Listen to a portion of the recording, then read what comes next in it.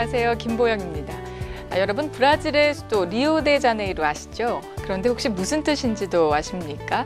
바로 1월의 강이라는 뜻인데요. 남반구인 브라질은 지금 한여름입니다. 푸른 녹음이 어우러진 가장 풍성한 강을 바로 1월의 강이라고 한다고 하는데요. 지금 우리는 한겨울 추위에 한껏 움츠러들고 있는데 말이죠.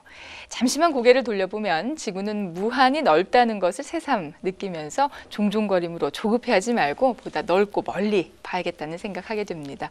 오늘도 저희 TV 도서관에 가다와 함께 하시면서 세계를 보는 폭넓은 안목과 지혜 키워보시면 어떨까요?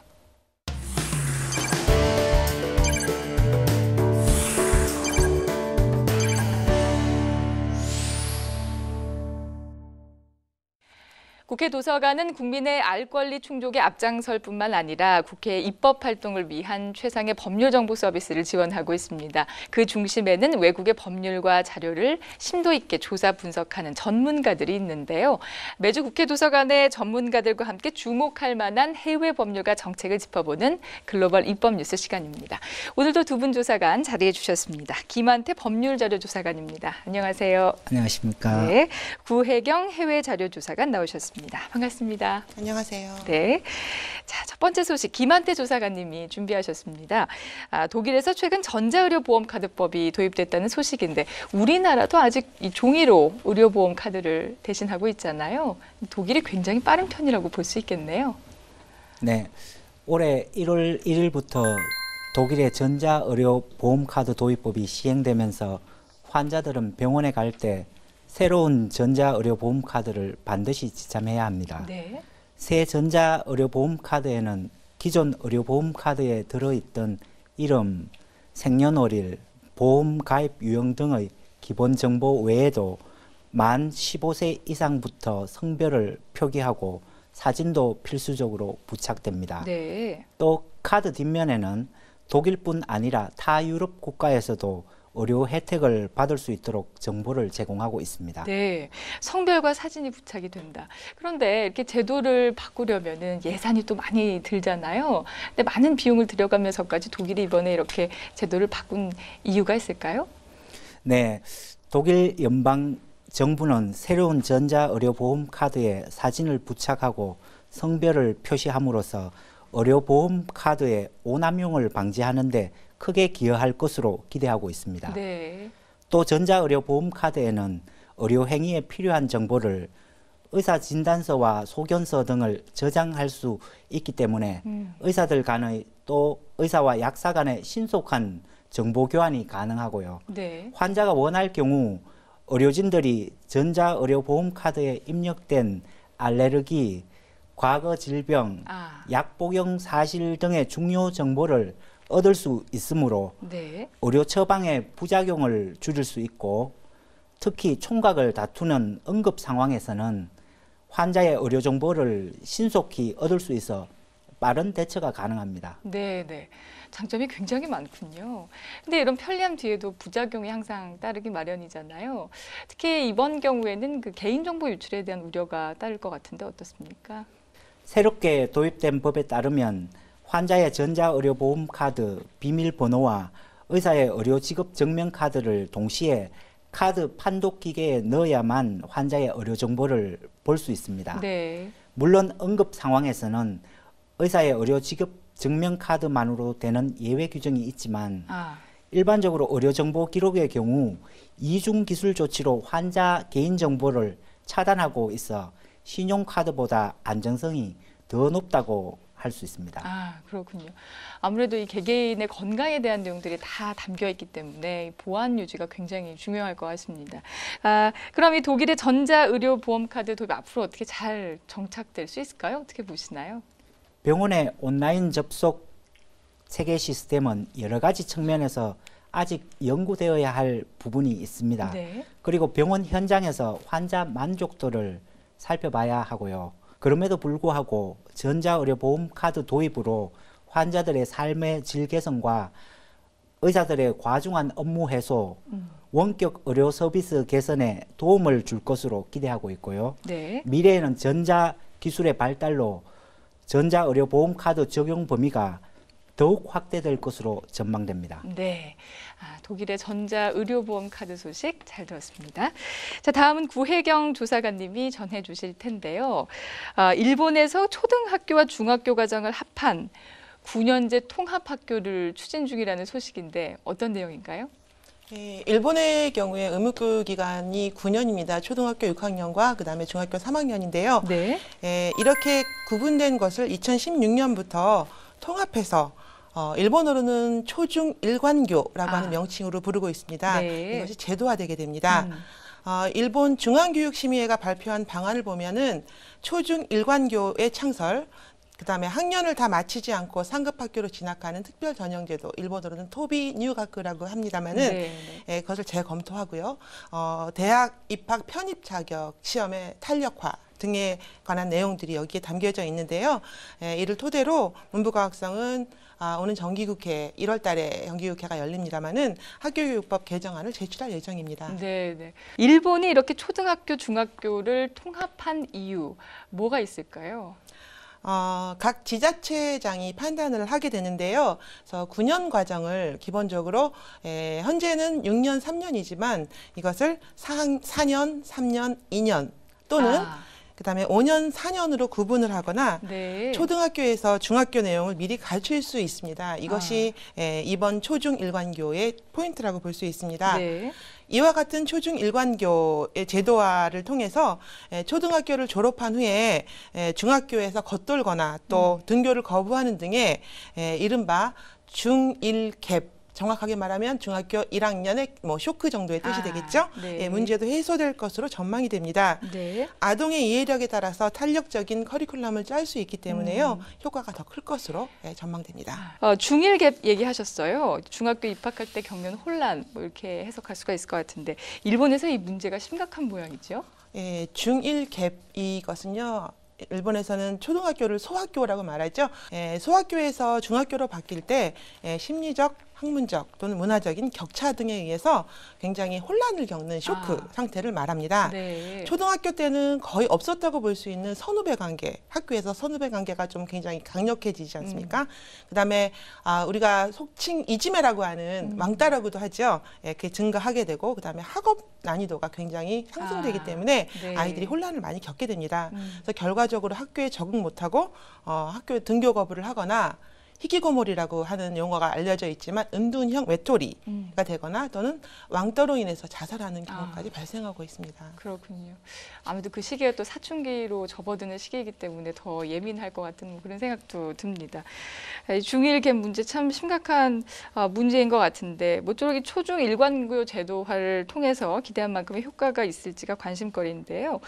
그런데 이미 일본에서 이 제도가 시행 중인 것도 있다고요? 예, 그 제도화되기 이전에 특수학교의 형태로서 이 초중 일관교를 일부 기초단체에서 1,130개 정도를 설치해서 운영을 하고 있었습니다. 네. 문부科学省의 조사 결과 초중 일관교육을 실시하고 있는 학교 중에서 90%가 효과가 있는 것으로 인정을 받았습니다. 일례로 학습 내용이 어려워지는 초등학교 고학년, 4학년, 5학년 그쯤 되면은 학과 교과 내용이 어려워지지 않습니까? 네. 이때부터 중학교 같이 그런 교과 담임제를 도입한 결과 학력이 오르고 학습 의욕도 높아진 걸로 조사됐습니다. 그렇군요. 그러면 이렇게 초중 일관교가 도입이 되면 기존의 초등학교, 중학교 이런 제도는 아예 사라지게 되는 건가요? 그런 거는 아니고요. 지자체 단체장의 재량에 따라서 선택이 가능해집니다. 네. 만일 기존의 학교 시스템에다가 초중 일관교를 병행해서 사용할 경우에 취약하는 학교에 따라서 교육상 불이익이 없도록 특별한 배려를 해야 되는 것은 필수이죠. 네, 지역마다 다른 제도를 채택할 수가 있는 그런 얘기가 되겠군요. 네, 그렇습니다. 네. 자, 일본의 초중 일관교 소식 잘 들었습니다. 자, 다시 독일로 가보겠습니다. 김한태 주사관님, 독일은 또 외국인이 특히 많은 나라로 알려져 있잖아요. 근데 이번에 소개해 주실 내용이 외국인의 국적 변경과 관련된 내용이라고요? 이전에는 선택 의무 규정이 있어서 독일 국적 취득 자격이 되는 외국인의 경우 만 18세부터 23세 사이 하나의 국적을 선택해야 했는데요. 네. 최근 국적 변경법 개정으로 독일에서 태어나서 성장한 외국인을 부모로 둔 자녀들의 국적 선택 의무 규정이 폐지되면서 작년 12월 20일부터 이중 국적이 허용됐습니다. 네, 독일에 사는 외국인들에게는 참 반가운 소식이 아닐까 싶은데요. 이 새 법에 따른 독일 이중 국적 취득의 조건은 어떻게 되나요? 이중 국적 취득은 속지주의 원칙에 따라 독일에서 출생한 자를 조건으로 하고 있습니다. 네. 원칙적으로 2000년 1월 1일 이후 출생자부터 해당되고 출생 시 양부모가 외국 국적 소유자이어야 합니다. 네. 1990년부터 1999년까지 독일에서 출생한 자의 경우 출생 시 적어도 부모 가운데 한 편이 영주권을 가지고 지속적으로 독일에 거주한 자이어야 합니다. 네, 네. 유럽 연합 국가와 스위스 국적 소지자의 경우는 앞에서 언급한 조건만 충족하면 이중 국적을 가질 수 있으나 네. 그 외 국적 소지자의 경우에는 만 21세 이전 적어도 8년간 독일에 체류하였거나 6년간 독일에서 학교를 다녔거나 독일에서 학교를 졸업하였거나 직업 교육 졸업을 취득한 자이어야 합니다. 네. 현재 독일의 이중 국적 취득 대상자 수는 얼마나 되는지 궁금합니다. 이중 국적 취득 대상자 수는 약 50만 명 정도로 추정하고 있으며 네. 앞으로 이러한 국적 취득 대상자는 연간 약 3만 5천에서 4만 명 정도 될 것으로 추산하고 있습니다. 네, 네. 근데 독일 정부가 이렇게 이중 국적을 왜 허용하게 됐는지 그 배경도 궁금해지는데요.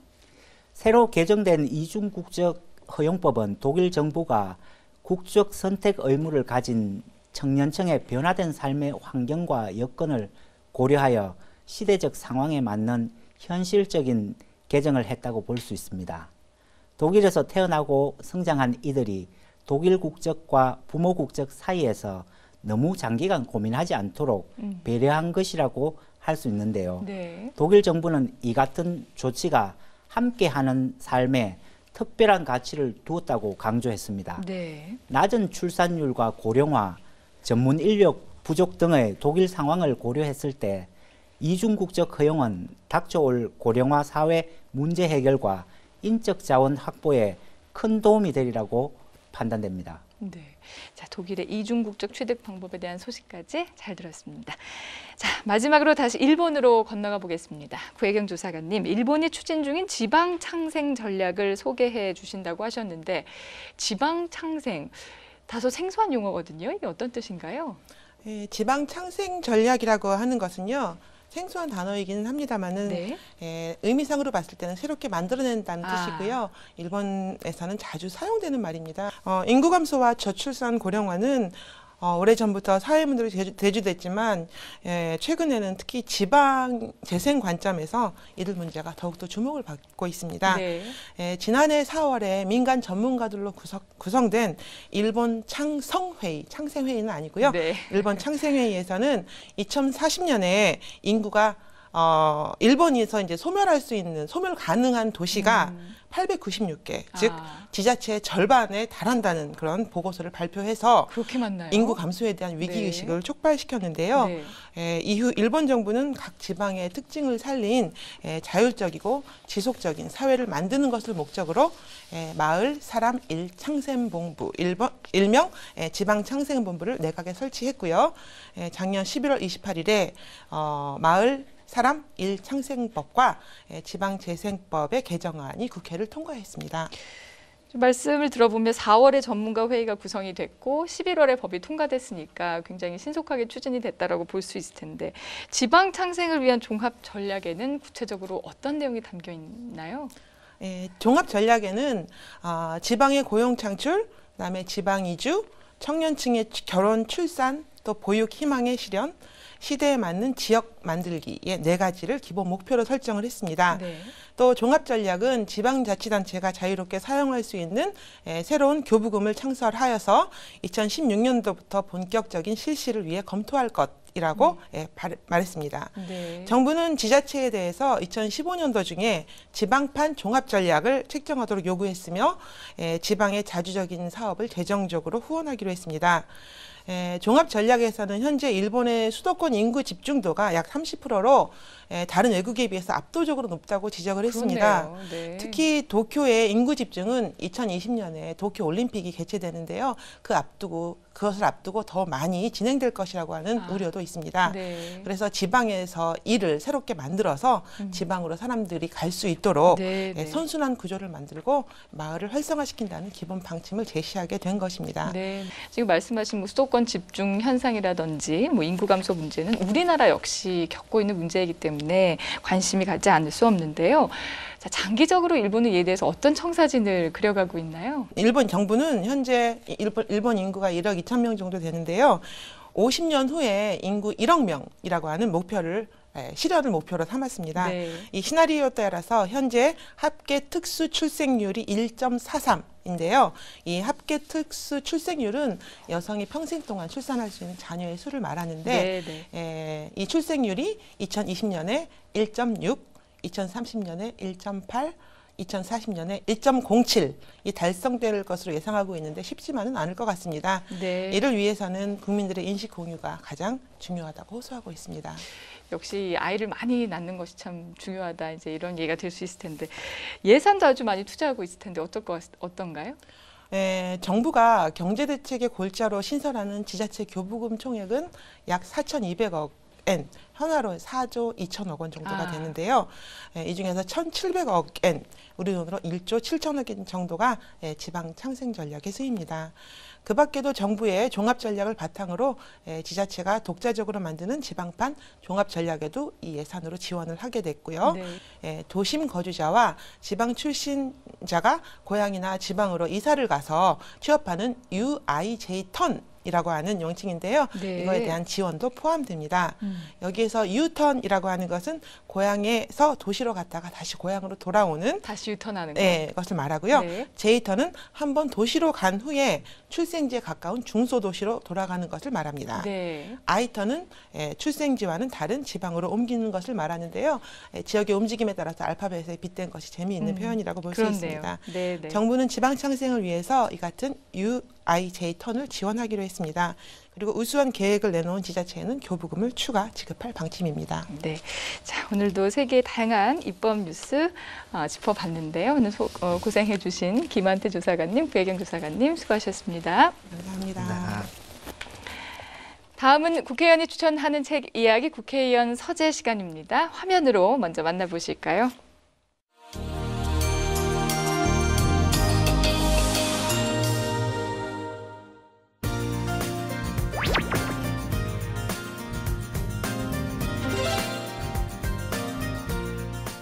책 좋아한다는 소문이 있던데. 네. 예, 우선 뭐 책과 함께하는 국회의원 말 들으니까 우선 기쁩니다.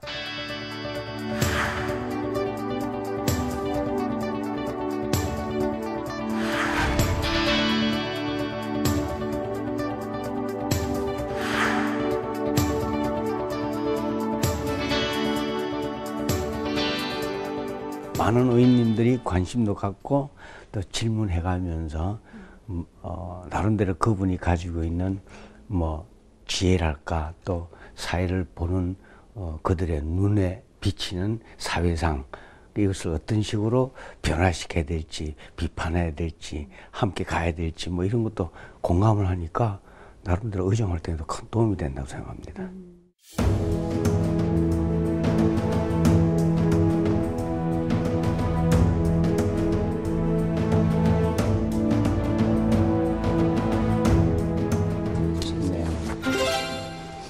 여기 있네요. 말하자면 좋은 사람 우리 정의연 작가인데 단편 소설보다 더 짧은 소설로 작가는 자기 말로는 엽편 소설, 즉 낙엽 엽자의 큰 편자니까 낙엽만큼 좀 짧은 소설이다라는 뜻을 아마 그렇게 쓰는 모양입니다. 누구나 다 모든 분들의 어떤 경험했을 법한 것을 작가가 아주 짧게 그것도 함축적으로 내가지고 그 결론도 내리지 않습니다. 그걸 아주 독자들에게 혼자 상상을 해보고 결론을 내보고 나름대로 해석해보라는 그런 뜻이 같습니다. 이게 아마.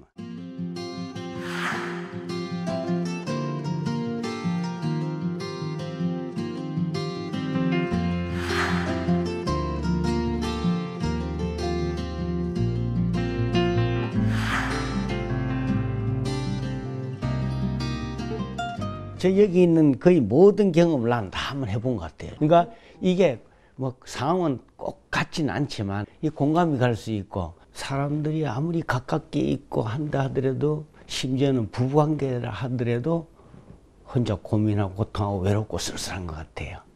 그래서 안에 소설 내용의 하나는 부인인데 제가 흔히 부인이니까 누구보다도 가깝고 서로 소통하고 한다 할지라도 그 부인은 스마트폰을 가지고 이상한 행동을 한단 말이에요. 그러니까 그 남편은 거기에 대해서 굉장히 의심을 품고 오만 상상력을 다 발휘하는데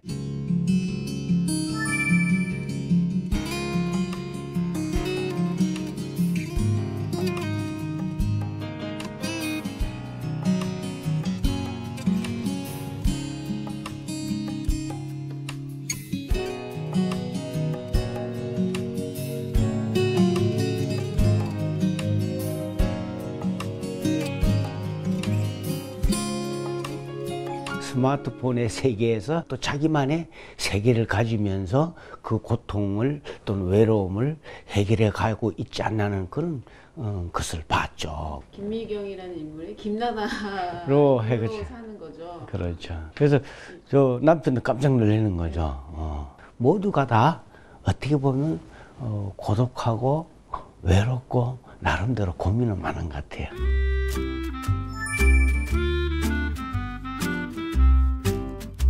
초등학교 동창회 원래는 국민학교였죠, 그죠? 근데 이제 초등학교 동창을 만나갖고 SNS에 들어가면서 발견한 게 뭐 이미자 친구였는데 이미자란 그 친구는 굉장히 왕따 당했던 그런 사람이고 특징도 별로 없고 굉장히 나름대로 불우한 환경에서 자란 사람이었는데 한편은 후회를 하는 것 같아요. 그때 왜 상대방을 보듬어주고 같이 고민 해결해 주셨으면 좋을 텐데 내 왜 왕따를 시켰지 하는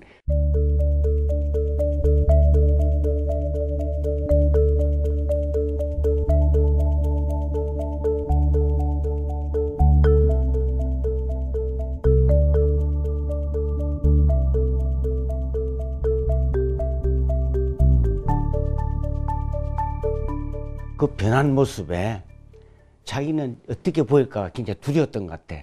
가서도 그 후에 결론은 안 내요. 그냥 그 자리에 참석하는 걸로 얼굴도 기억 잘 안 나고 누가 이미자인지도 모르는 상황에서 슬그머니 그냥 자리에 앉는 걸로 끝을 맺는데 그 다음은 이제 다 상상 독자들 상상에 맡기는 거죠. 뜨거운 시선들이 쏟아졌다. 나는 입가에 잔잔한 미소를 띄우려 노력하면서 눈으로 맹렬히 빈자리를 찾았다. 빈자리는 여간에서 보이지 않았다. 안전 간격을 좁히며 이쪽으로 오라고 말해주는 이는 아무도 없었다. 이미자가 누구인지 이제 나는 영원히 구별해낼 수 없을 것이다. 참 어떤 식으로 내가 상상을 해야 될지 모르게끔 해놨어요.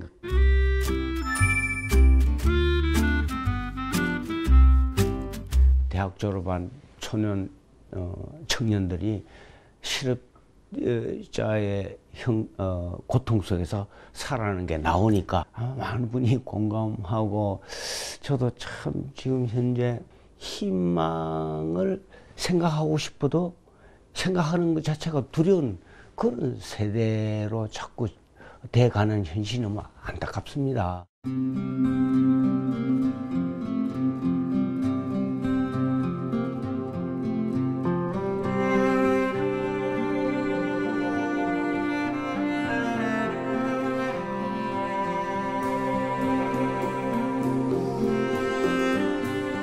정치인으로서 실제로 힘들더라도 어떻게 하면 그분에게 길을 가르쳐주고 길을 만들어주고 하는 게 우리들의 역할이라는 건 그런 생각도 많이 하게 되는 겁니다. 나만 겪은 일이 아니구나. 나만 이렇게 힘들어하는 건 아니구나. 그렇죠. 그래서 공감대가 되고 그게 바로 공감대 가는 거죠. 위로가 되고. 예. 그러니까 의원님은 어떤 얘기가 제일 공감이 가셨어요? 사실 저는 맨 마지막에 안녕이라는 말 대신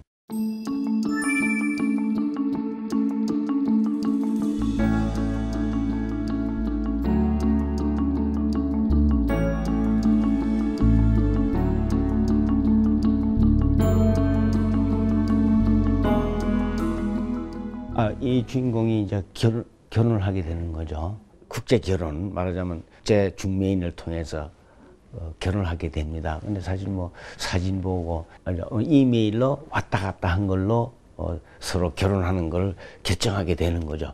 과연 그 여자를 데려와가지고 문화가 다르고 언어도 다르고 생각도 다를 텐데 와서 과연 내가 따뜻하게 그 여자를 행복하게 해주고 할 수 있을까? 결국은 내가 보니까 제가 생각하는 그 결론은 내가 이러면 안 된다. 그 여자와 나 모두가 그렇게 행복할 수는 없을 거다라는 생각을 한 것 같아요. 그 남자가 우즈베키스탄으로 가게 돼 있는데 나 안 가겠다. 그 청천벽력에 결정을 내는데 그러면서 하는 말 나와 있습니다. 나는 당신을 잘 모르지만 당신이 무척 섬세하고 강인한 존재라는 것을 느낄 수 있습니다. 들꽃처럼 당신은 잘 살아야 합니다. 나도 그러겠습니다. 근데 현실은 차갑고 어려운 거, 쓸쓸하고 고통스러운 거 나오지만 인간의 상처, 고뇌, 고통 이런 것을 좀 치유하는 그런 식의 소설이 아닌가. 그래서 굉장히 감흥이 깊었고요. 그래서 한나를 읽고 나면은 다시 한번 음미하게 되고, 야 이거 다시 한번 생각해보자 되고 또 빨리 다음에 뭐냐 그거 보고 싶고 이 책으로 좀 힐링을 받으십시오 하는 것 같아요. 그래서 다 전 세대가 다 힐링 받을 수 있는 책이 아닌가 저는 생각합니다.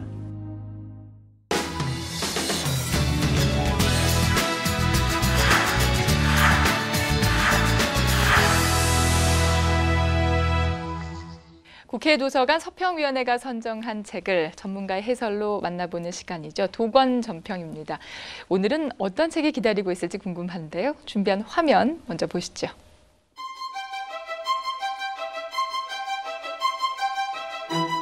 환경에도 영향을 덜 미치면서 지속 가능한 도시 발전이 과연 가능할까? 미국의 도시계획 전문가인 티머시 비틀리는 유럽의 도시에 주목한다. 티머시 비틀리는 네덜란드 현지에 머물면서 북서유럽의 11개국, 30여 개의 도시 곳곳에 수많은 학자와 실무자를 만났다. 그리고 토지 이용은 물론 건축, 교통, 환경, 에너지에 이르기까지 전 분야에 걸쳐 친환경적 가치를 구현하고 있는 유럽의 도시를 목격한다. 그린 어바니즘을 통해 도시와 국가를 둘러싼 삶의 방식에 대한 통찰과 안목을 키워본다. 화면으로 보셨듯이 오늘 도관전평이 선정한 책은 그린 어바니즘입니다. 책 이야기 함께 나눌 전문가로 고려대학교 그린스쿨대학원 박연수 교수 모셨습니다. 교수님 어서 오세요. 안녕하세요. 반갑습니다. 먼저 이것부터 좀 여쭤할 것 같습니다. 그린스쿨대학원. 솔직히 좀 생소한데요. 네, 생소하기도 하고 새롭기도 하죠. 그렇죠. 소개 좀. 그린스쿨 대학원은요. 에너지 환경 기술 정책대학원. 이게 풀네임이에요. 네. 그런데 그것이 추구하는 바는 공학과 정책 그리고 공학 내에서도 에너지와 환경 이런 것들의 융합을 통해서 네. 시너지를 추구하는 그런 목표를 갖고 있죠. 네, 굉장히 멋지게 들리는데요. 네. 네, 책 이야기 함께 나눠보도록 하겠습니다. 오늘 박 교수님과 함께 얘기 나눠볼 책은 그린 어바니즘인데 이 그린 어바니즘, 이 또한 용어가 생소한데 이 뜻에 대한 그렇죠. 개념 정리부터 좀 부탁드릴게요. 말 그대로 해석하면은 글쎄요, 생태 도시주의라고 할까요? 네. 그렇긴 하지만 도시를 어떻게 볼 것인가 하는 것이 굉장히 중요한 관점인데 네. 거기에서 새로운 점을 보여주는 용어라고 볼 수 있어요. 우리가 사는 문명 그리고 우리가 살고 있는 터전 이런 것을 생각해 볼 때 그것과 관련지어서 굉장히 중요한 의미를 가지는 것이 도시입니다. 네. 도시, 문명의 중심지고 문화의 중심지고 여러 가지 산업 이런 거의 중심지가 도시였는데 그동안 사람들이 도시를 떠나게 됐어요. 왜냐하면 공해, 과밀, 범죄 뭐 여러 가지 나쁜 것들이 모여들기 시작한 거예요. 네. 그래서 밖으로 떠나죠. 그랬다가 다시 이제 도시로 돌아오는 중입니다. 이것은 굉장히 제가 아까 말씀드린 그런 측면에서 좋은 현상인데요. 이 좋은 도시에 돌아오는 이 현상을 우리가 제대로 뒷받침해 줘야 됩니다. 도시 계획이라든지 도시 정책이. 네. 그것이 바로 그린 어버니즘이에요. 그럼 그 그린 어버니즘이 왜 그걸 뒷받침해 주고 좋은 것이냐 하면은 우선 고밀화를 통해서 네. 오픈 스페이스를 확보하고 네. 생태적 자연을 적게 훼손시키는 겁니다. 네. 그다음 두 번째는 교통을 대중교통을 중심으로 해가지고 교통으로 생기는 여러 가지 부작용, 에너지 과사용, 탄소, 그리고 고비용 이런 것들을 이제 해결하는 부분이죠. 또 하나는 네. 우리가 그동안에 잃어버렸던 공동체, 커뮤니티의 재생, 이 세 가지가 그린 어버니즘이 가지고 있는 중요한 메시지입니다. 네. 자가용의 이제 사용을 줄이고 대중교통을 늘리고 그래서 다시 친환경적인 도시를 뭐 만든다. 뭐 이런 정도로 뭐 이해를 할 수도 있을까요? 그렇죠. 네. 많은 사람들이 멀리 떨어져 살아서 자동차를 타고 개별 자동차를 네, 타고 네. 움직이면은 네. 많은 연료가 소모게 되게 되고 환경도 손상되고. 환경도 손상되고 네. 그렇죠. 네. 그것을 고밀화 시켜가지고 아. 압축시킨 곳에 아, 살면서 네. 서로 스킨십도 좋아지고 네, 네, 네. 또 자원도 절약하고 네. 뭐 이런 그 의미를 가지고 있죠. 그렇군요. 이제 그린 어바니즘의 개념을 이제 정리를 해봤고, 오늘 소개할 책도 이제 그린 어바니즘인데 당연히 뭐 그와 관련된 내용이겠지만 책에 대한 소개 좀 간략히 부탁드립니다. 예, 이 책은 2000년에 출간이 처음 됐는데 네, 저자가 그 미국의 저명한 도시계획 학자인데 네, 특히 생태학적 관점에서 도시를 바라보는 분이에요. 우리나라에서는 이시철 교수가 네, 번역을 했죠. 네, 이 책의 특징이라면은 그 스토리텔링식 도시계획 전문서라고 볼 수 있어요. 스토리텔링. 예, 재미있어요. 네덜란드에 1년 동안 교환 교수로 가가지고 유럽에 살면서 네, 미국 도시의 문제점을 유럽 도시를 통해서 해결하는 벤치마킹을 하고 있는 겁니다. 그렇군요. 그래서 이 책에서 그런 네. 것들을 소개하고 있는데 네. 상당히 여러 부분, 딱딱한 도시계획뿐만이 아니라 네, 여러 네. 가지 삶의 질이라든가 생태라든가 환경이라든가 또는 뭐 거버넌스라든가 이런 여러 가지 넓은 스펙트럼에 걸쳐서 네. 그 소개하고 분석하고 네. 제시하고 그러고 있죠. 그래서 실제 사례들이 담겨 있다고 하니까 흥미로울 듯한데요. 이 책의 부제가 유럽의 도시에서 배운다입니다. 지금 교수님 말씀하신 대로 책 속에는 이제 저자가 경험한 유럽의 다양한 모범 사례들이 소개가 되어 있는데요. 이 미국인이잖아요, 저자가. 근데 교환 교수로 네덜란드에 1년 정도 머물렀다고는 하지만은 유독 왜 이 유럽에 주목을 했을까 하는 궁금증입니다. 우선 그 저자 개인적으로 보면요. 원래 그 유럽 사람들이 미국으로 이주해 갔잖아요. 그렇죠. 그래서 애초에. 처음에는 유럽식 생활 양식, 네. 도시 양식을 가지고 출발을 했어요. 네, 네. 그런데 그것이 미국 광활한 대륙과 엄청난 산업과 이런 것과 결부되면서 특히 자동차와 결부되면서 네. 그것이 변하기 시작했죠. 나쁜 쪽으로 변하게 된 겁니다. 네, 네. 그러다가 보니까 어렸을 적 이분이 저자가 경험했던 그 향수, 유럽의 그 향수, 그것이 아마 상당히 자극제가 됐을 거고요. 실제로 유럽은 워낙에 땅덩어리가 좁고 많은 사람들이 살기 때문에 네, 네. 압축 도시 형태를 계속해서 유지하고 살았어요. 네. 그러면서 문화와 그런 공동체가 살아있는 또 자연이 살아있는 그런 형태로 된 성공 사례라고 할 수 있을까요?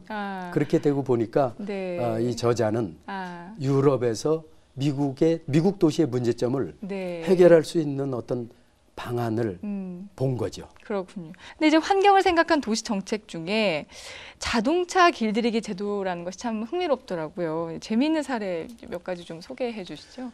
우리가 지금 누리고 있는 여러 가지 문명 중에서 자동차를 빼놓을 수가 없죠. 그렇죠.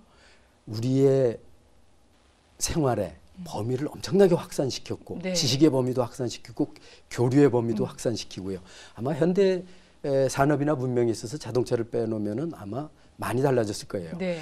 그 자동차가 이제는 여러 가지 측면에서의 적이 되고 있어요.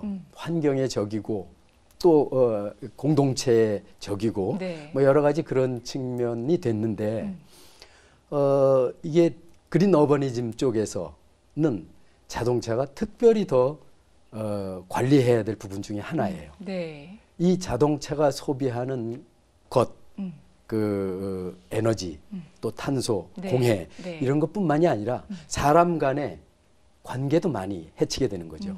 그래서 유럽에서 재미있는 그 어떤 퍼포먼스를 했어요. 네.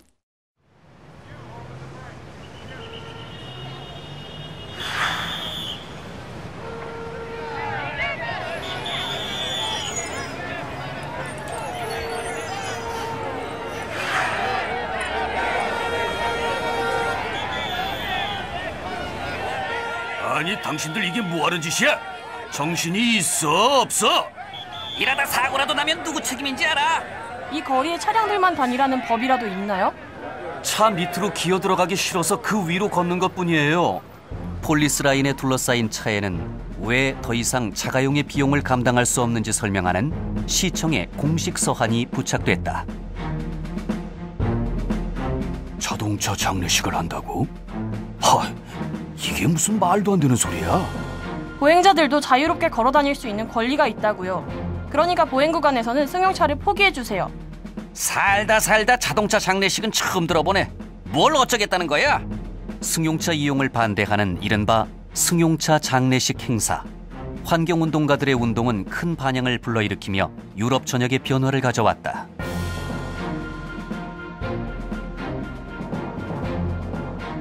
아니 갑자기 왜 막아서는 거지요? 여기 역사 중심지구는 대부분 보행자 전용 공간입니다. 차량을 가지고는 다닐 수가 없어요. 이 거리를 이렇게 자유롭게 걸어 다닐 수 있다니 믿기지가 않아. 그러니까 말이야. 예전 같으면 자동차 때문에 어디 꿈이나 꿀 수 있었겠어? 유럽의 여러 도시마다 차 없는 도시라는 슬로건 아래 보행자 전용 구간을 들렸고 매력적인 걷기 환경이 조성됐다. 환경을 생각한다면 사실 자동차보다는 자전거가 훨씬 좋은 방법이 될 수가 있죠. 자전거는 또 환경뿐 아니라 건강에도 좋고요. 근데 이제 유럽은 이 자전거를 많이들 이용하시잖아요. 네덜란드가 자전거를 많이 이용하는 네. 나라죠. 네. 환경을 굉장히 중시하는 나라기도 하고. 그런데 네덜란드에서 1960년대에 처음 공용자전거 제도를 도입해요. 네. 내 자전거 내가 사서 타고 다니는 것이 아니고 네. 시청에서 자전거를 제공해주고 야 그냥 타라. 네. 이거 타고 다녀라. 이렇게 얘기하는 거죠. 네. 그게 자전거로다가 사람들의 라이프 스타일을 어떤 통행 습관을 바꿔주는 목표를 가지고 시작을 한 거죠. 네. 그래서 공용 자전거를 처음에 내놨는데 이 공용 자전거 처음 내놨을 때 재미있는 일은 경찰이 반대를 합니다.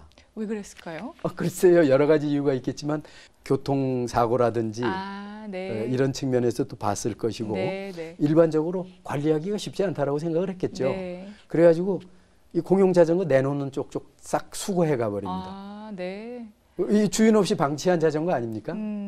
그래서 수거를 해가는데 아주 오랜 세월 동안 이렇게 티각태각 하다가 네. 나중에는 결국은 이것이 대세다라는 쪽으로. 그러니까 굉장히 이 정책도요. 네. 굉장히 일관성이 있고 그렇네요. 끈기가 있어야 됩니다. 네, 그렇네요. 그래서 지금은 상당히 많은 네덜란드에서 상당히 많은 도시에서 많은 자전거가 그 공용으로다가 제공이 되고 있는데 네. 3달러만 예치하면은 마음대로 타고 다닐 수 있어요. 여기다 두고. 굉장히 좋은 제도이네요. 예, 우리나라에서도 이와 비슷한 제도를 시행하기도 했었던 것 같아요. 서울시에서 한강에 자전거를 공용 자전거를 우상으로 또 그렇습니다. 일부 그렇죠? 자치단체에서 네. 이 제도를 받아들여가지고 네. 같은 방법으로 네. 해봤는데 네. 이 자전거 공용화는 여러 가지 또 문제점들이 있어요. 이를테면은 자전거 고장이 잘 난다든지 누가 가져가서 안 가져온다든지. 그럴 수도 있겠네요. 네, 그래서 그 네덜란드에선 흰색 자전거를 하고 근데 거기에서 한 가지 우리가 배울 만한 점은요. 네. 이 흰색 자전거를 공용으로다가 무료로 해서 이렇게 제공을 하는데 네. 그걸 순전히 시의 예산만으로 하지 않고 이를테면 스폰서를 받아요. 거기에다 광고를 한다든지 네, 광고 네. 스폰서를 받는다든지 네. 이런 식으로 해가지고 그 제도를- 재원을 조달을 네. 하기도 하지요. 네. 유럽의 사례들 가운데서 우리가 참고할 만한 것들도 꽤 있는 것 같아요. 실제 우리나라에서 이미 자리 잡은 정책들도 있죠. 그렇죠. 우리나라는 유럽이나 미국의 도시와는 다릅니다. 네. 그래서 그런 만큼 우리가 부족한 부분도 있고 또 우리가 굉장히 장점으로 가지고 있는 점도 있어요. 네. 그런데 이 친환경이라는 측면에서 우리가 많이 부족했는데 그 부분에 대해서 우리가 굉장히 빠르게 받아들이고 있어요. 네. 네. 그래서 그런 측면에서 본다면은 뭐 여러 가지 지역 난방 제도라든지 네. 그린 루프라든지 네. 이런 시험적으로 하는 것부터 뭐 태양 에너지라든지 카쉐어링 네. 그런 것도 있는데 도심 재생 측면에서 네. 요즘 좋은 어떤 그 현상을 보이고 있는 부분들이 있어요. 네. 삼청동 도심이 새로이 이렇게 활기 있어진다든지 네. 뭐 한옥마을이 굉장히 사람들로부터 사는 사람들이나 가는 사람들한테 네, 네. 좋은 평가를 받는다든지 네. 여러 가지 측면에서 우리가 그런 컨셉이나 아주 구체적인 어떤 아이디어를 네. 받아들여서 소화해내는 그런 부분들도 요즘은 많이 볼 수가 있습니다. 지금 그 삼청동도 말씀하시고 하셨는데 박 교수님께서 이 그린 어바니즘을 토대로 해서 이 송도 국제도시를 만드는데 또 직접 참여하셨다고요? 네, 그에 대한 얘기도 좀 해주시죠. 네, 이 그린 어바니즘을 얘기하면은 그 우리나라에선 송도 국제도시를 그 빼놓을 수가 없고 아마 가장 선도적이었고 가장 성공한 케이스라고 할 수 있을 거예요. 제가 1986년에 인천 직할시에 도시계획국장을 했는데 그때 그 송도 신도시와 인천 국제공항을 기획을 했습니다. 네. 홍콩을 이길 수 있는 세계에서 주목을 받을 수 있는 그런 도시적 경쟁력 그것이 바로 뭐냐면 그린 도시. 그 당시는 물론 그린 어버니즘이라는 용어가 없을 때입니다. 네네. 그래서 앞서 말씀하셨던 그 압축 도시 거기에도 아주 잘 들어맞는 도시가 바로 이 송도 국제도시가 그린 아닌가. 어버니즘을 네. 하려면은 네. 압축 도시가 아니면 안 되는 네, 거죠. 네, 네. 그 송도 신도시가 추구하는 바가 네. 압축을 통해서 생기는 네. 그 스페이스를 공용으로 활용하자는 것이었어요.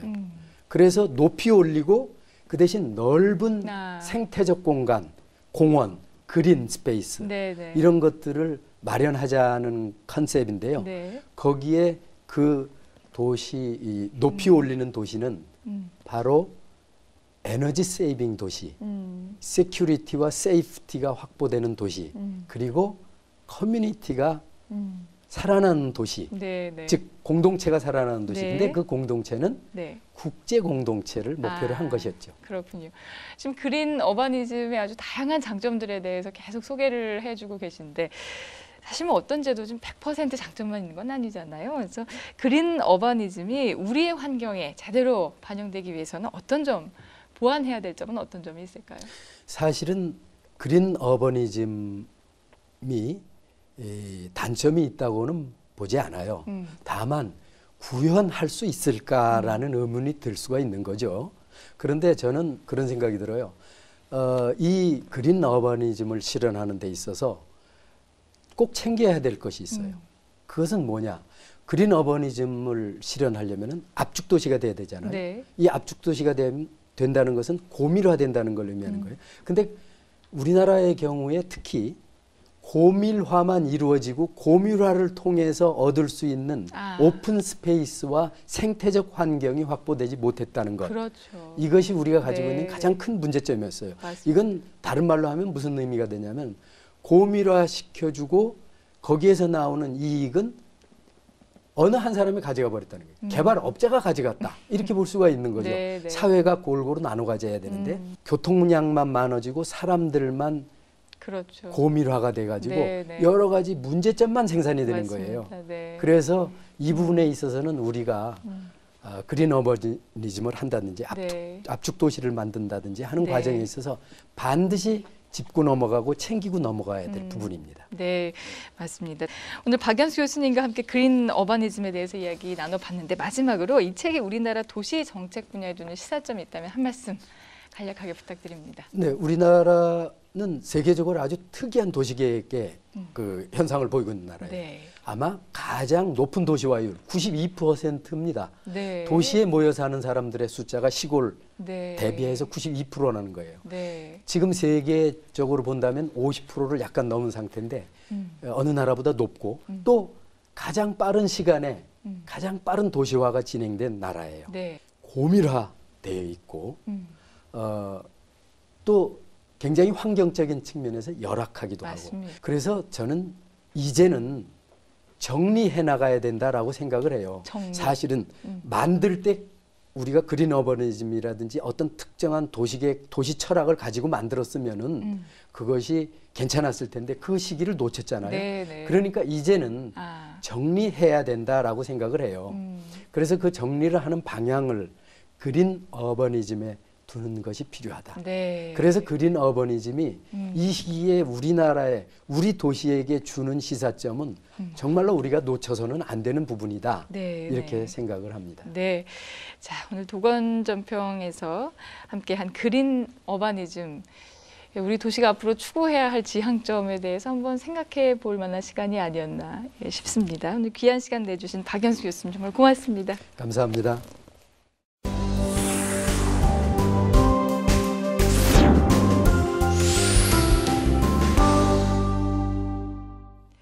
한 주간의 새로 나온 책들과 화제의 책을 만나보는 신간 산책입니다. 오스트레일리아의 디자인 이론가이자 철학자 토니 프라이의 신간, 정치로서의 디자인이 출간됐습니다. 현 상태의 민주주의가 지속 가능한 미래를 제공할 수 있을까? 저자는 이 질문에 의문을 제기합니다. 21세기 서구의 자유민주주의는 자본주의의 시녀에 지나지 않으며 미래를 준비할 시간을 절대 만들 수 없다고 말하는데요. 새로운 정치적 변화가 필요하다고 말하는 저자, 그는 디자인에 주목합니다. 그가 말하는 디자인은 모든 정치 사회적 제안과 실행을 포괄하는 개념인데요. 산업화를 거치며 디자인이 대량 생산을 위한 도구로 변질되었다고 지적하면서 인류의 정치적 행동 양식 자체를 다시 디자인해야 한다고 주장합니다. 국제정치학자 파스칼 보니파스가 국제 이슈에 얽힌 고전관념을 분석해 진실 이면의 이야기를 책으로 담아냈습니다. 세계의 진실을 가리는 50가지 고정관념을 소개합니다. 지구 반대편 일을 실시간으로 확인할 수 있는 시대, 다양하고 복잡한 국제 정보를 어떻게 받아들여야 할까? 이 책은 9.11 테러와 이라크 전쟁 등 50가지 국제 이슈들에 대한 고정관념들을 분석해 진실은 그 이면에 있음을 지적합니다. 국제 뉴스를 비판적으로 수용해야 한다는 저자는 미국을 중심으로 하는 국제 정치 질서에 대해 의문을 제기합니다. 다양한 사례를 통해 서구 중심, 이분법적 세계관을 뛰어넘어 균형 잡힌 시선으로 정보를 해석하는 길을 안내합니다. 세계적인 베스트셀러 인간 없는 세상의 저자 앨런 와이즈먼의 지구촌 인구 문제에 대한 책을 펴냈습니다. 인구 쇼크를 소개합니다. 지구상의 인구는 이미 감당할 수준을 넘어섰고 지속 가능한 발전을 위해서는 인구 감축이 불가피하다고 말하는 저자. 애리조나대 언론학 교수인 앨런 와이즈먼은 인구 문제 분석을 위해 지난 2년에 걸쳐 전 세계 20개국의 인구 현황을 꼼꼼히 살폈습니다. 그 과정을 통해 인구 감소가 가져올 부정적인 문제보다 노동력의 가치 증대 등과 같은 긍정적인 효과에 기대를 거는데요. 이 책은 인구 감소가 재앙이 될 거라는 우려의 반대편에 서서 논지를 전개한다는 점에서 새로운 시각을 제공합니다. 한 국가의 문화 수준을 가늠하는 척도 중 하나가 바로 박물관이라 할 수 있는데요. 국내 곳곳에 있는 박물관을 소개하는 책, 대한민국 박물관 기행이 출간됐습니다. 외국을 여행할 때 한 번쯤 방문하는 곳 중 하나, 박물관이죠. 하지만 국내에 어떤 박물관이 있는지는 쉽게 떠오르지 않는 것이 현실인데요. 이 책은 국제박물관협의회 한국위원장으로 활동하는 저자가 국내 방방곡곡에 있는 여러 박물관을 찾아가서 쓴 탐방기입니다. 저자는 박물관을 8가지로 분류해 소개하는데요. 전통문화, 자연 등 8개의 주제로 분류된 41개의 박물관은 각자의 개성을 자랑합니다. 특히 일본에서 오륜 행실도 목판을 되찾기에 부르는 값을 다 준 사연, 신안 보물선에서 국보급 도자기들이 모습을 드러낸 이야기는 독자들의 흥미를 자아냅니다. 개봉 2달 남짓 만에 1000만 관객을 끌어모으며 공상과학 영화로는 가장 뜨거운 관심을 받은 영화 인터스텔라의 해설서가 출간됐습니다. 인터스텔라의 과학입니다. 경이로운 우주의 신비로 화제를 몰고 왔던 영화 인터스텔라. 이색적인 스토리와 시각 효과 덕분에 생생한 우주의 세계를 경험할 수 있었습니다. 영화의 완성도가 높아진 데에는 기획 단계부터 시나리오까지 참여한 이론 물리학자 킵손의 역할이 컸는데요. 그가 영화의 기획에서부터 천체 물리학이 어떻게 스토리에 담기고 시각 효과로 표현될 수 있었는지를 한 권의 책에 담아냈습니다. 영화에서 설명하지 못했던 내용들은 물론 풍부한 이미지와 함께 이야기를 풀어놔 독자들의 이해를 돕습니다. 성공의 꽃이라면 행복이 뿌리다라는 말이 있죠. 행복이라는 뿌리가 없는 성공은 금세 시들어버린다는 뜻일 텐데요. 행복이 든든히 뿌리내리는 그런 한 주가 되시길 바라면서 TV 도서관에 가다는 다음 주에 더 풍성한 소식으로 찾아오겠습니다. 함께해 주신 여러분 고맙습니다. Saw the world turning in my sheets, and once again I cannot sleep. Walk out the door and up the street, look at the stars beneath my feet. Remember rights that I did wrong, so here I go. Hello, hello. There is no place I cannot go. My mind is muddy, but my heart is heavy, does it show? I lose the track that loses me. So